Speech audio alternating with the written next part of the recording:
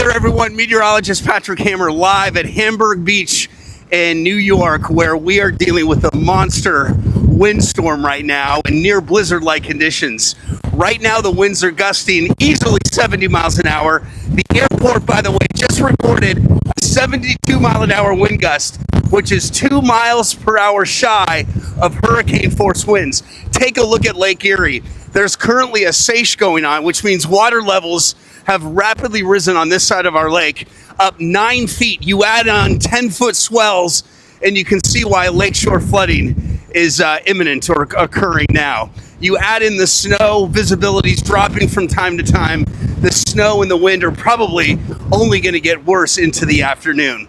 We have all sorts of warnings throughout the state of New York, especially Western New York, and we will be reporting live again coming up later on this afternoon to give you the latest on this current beast of a storm.